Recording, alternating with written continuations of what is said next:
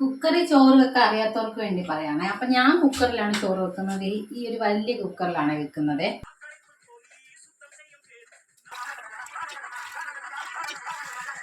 അവള് പാത്രം കഴിയാൻ ഞാൻ തുണി നനയ്ക്കും എന്ന് പറഞ്ഞ പോലെ 2 തേങ്ങ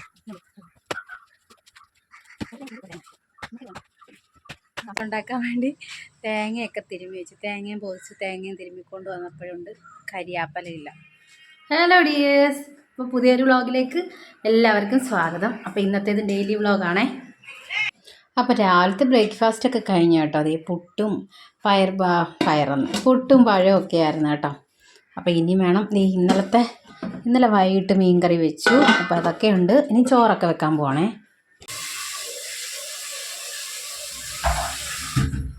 കുക്കറിൽ ചോറ് വെക്കാൻ അറിയാത്തവർക്ക് വേണ്ടി പറയാണേ. അപ്പം ഞാൻ കുക്കറിലാണ് ചോറ് വെക്കുന്നത്. ഈ ഒരു വലിയ കുക്കറിലാണ് വെക്കുന്നത്. അപ്പോൾ ഈ കുക്കറിൽ ഒരൊറ്റ വിസിലടിച്ചിട്ടാണ് ഞാൻ ചോറ് വെക്കാറ്. അപ്പോൾ ഇതിൻ്റെ ചെറിയ കുക്കറുണ്ട്, അതിൽ ചോറ് വെക്കുകയാണെങ്കിൽ എനിക്കൊരു 3-4 വിസിലടിച്ചാലേ എൻ്റെ നല്ല വേകുന്ന അരിയൊക്കെ വേഗത്തുള്ളൂ. പക്ഷേ ഈ കുക്കറിൽ വെക്കുമ്പോഴത്തേക്കിന് ഒറ്റ വിസിലടിക്കുമ്പോഴേ ചോറ് വേകാറുണ്ട് കേട്ടോ. അപ്പോൾ കുക്കറിൽ ഞാൻ എങ്ങനെ ചോറ് വെക്കുന്നതെന്ന് കൂടി ഈ വീഡിയോയിൽ കാണിക്കുന്നുണ്ടേ.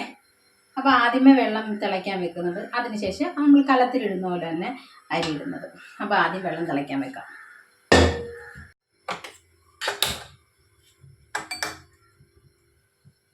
ഇതിപ്പോൾ 3 നാഴി അരി എടുത്തിട്ടുണ്ട്. ഇനി ഇതിനെ കഴുകി കുക്കറിലിടാമേ. ഒന്ന് കഴുകിയെടുക്കട്ടെ.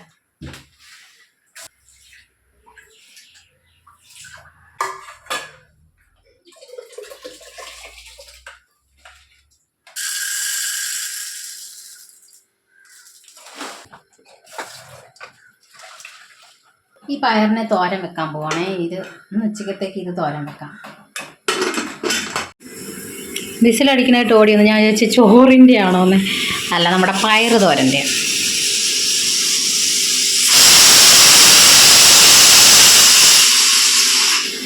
ഇപ്പം 2 വിസിലടിച്ചുള്ളൂ. ഒരു 4 അടിച്ചിട്ട് ഇത് ഓഫ് ചെയ്യാം. ചോറിന് 1 അടിച്ചാൽ മതി. അപ്പോൾ ആ സമയത്ത് ഞാൻ തേങ്ങയൊക്കെ തിരുമിട്ട് തോരന് വേണ്ടിയിട്ട് ഇനി നമുക്ക് സ്പെഷ്യലായിട്ട് വേറൊരു സാധനം ഉണ്ടാക്കുന്നുണ്ട്. ഞാനല്ല ഉണ്ടാക്കാൻ പോകുന്നത്, ചിഞ്ചുവാണ്. ചിഞ്ചുവിനെ വിളിക്കട്ടെ.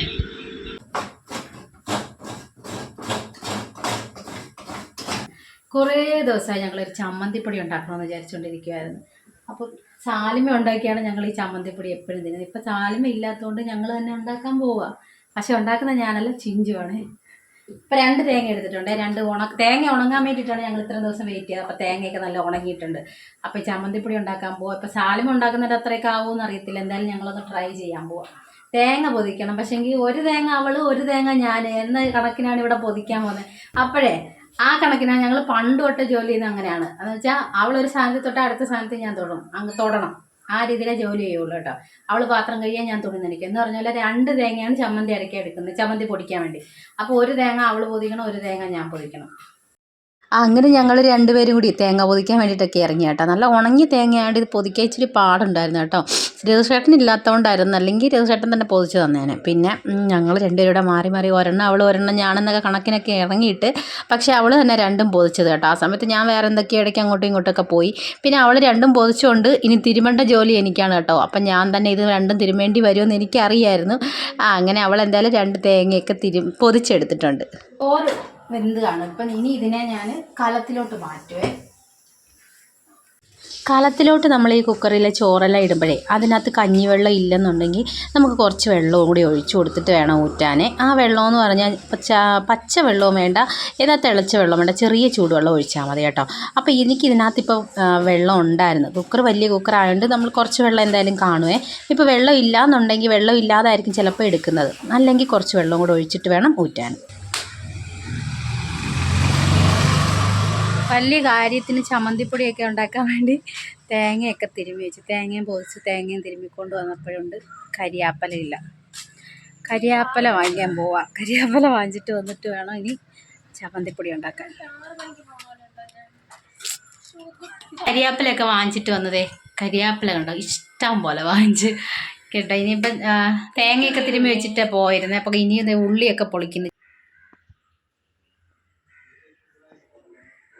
ചമ്മന്തിപ്പൊടിക്കുള്ള സാധനം തേങ്ങയൊക്കെ തിരുമ്മി വെച്ചു. ചെറിയ ഉള്ളി, കറിവേപ്പില, വറ്റൽമുളക്, ഇഞ്ചി, വെളുത്തുള്ളി.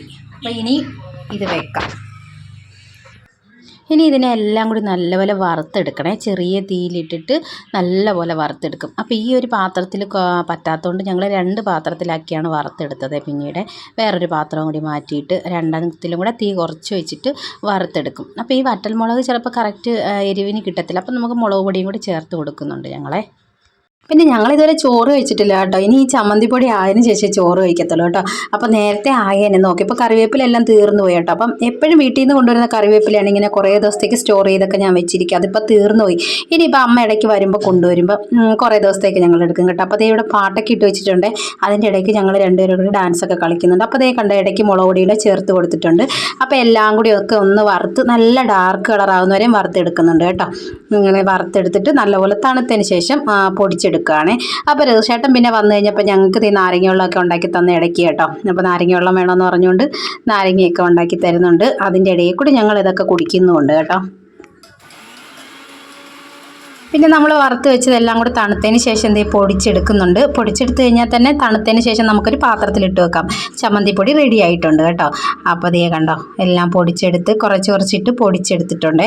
അപ്പോൾ ഇതിൽ പുളിയും കൂടെ ചേർത്താണ് നമ്മൾ പൊടിച്ചെടുത്തിരിക്കുന്നത് കേട്ടോ. അങ്ങനെ ചമ്മന്തിപ്പൊടിയൊക്കെ റെഡി ആയിട്ടുണ്ട്. അപ്പോൾ ഇനി അതിനെ ഒന്ന് ഇപ്പോൾ പൊടിച്ച് വെച്ചല്ലേ ഉള്ളൂ. കുറച്ച് നേരം കൂടെ കഴിഞ്ഞിട്ട് നമുക്ക് ഏതെങ്കിലും ഒരു പാത്രത്തിലൊക്കെ ഇട്ട് അടച്ചു വെക്കാം. അപ്പോൾ ഇനി അതും കൂട്ടി ഞങ്ങൾക്ക് ചോറ് കഴിക്കണം. ഇനിയിപ്പോൾ ചമ്മന്തിപ്പൊടി കൂട്ടിയായിരിക്കും ഞങ്ങൾക്ക് 2-3 ദിവസത്തെ ചോറ് കിട്ടുക കേട്ടോ. അപ്പം ഈ ഒരു വീഡിയോ ഇവിടെ വെച്ച് നിർത്തുക. വീഡിയോ ഇഷ്ടപ്പെട്ട എല്ലാവരും ചാനലൊക്കെ ഒന്ന് സബ്സ്ക്രൈബ് ചെയ്യാൻ മറക്കല്ലേ. അപ്പോൾ അതുപോലെ തന്നെ ഈ വീഡിയോ ലൈക്ക് ചെയ്യാനും കമൻറ്റ് ചെയ്യാനും മറക്കല്ലേ. അപ്പോൾ അടുത്ത നല്ല വീഡിയോ ആയിട്ട് വീണ്ടും വരാം. ടാറ്റാ.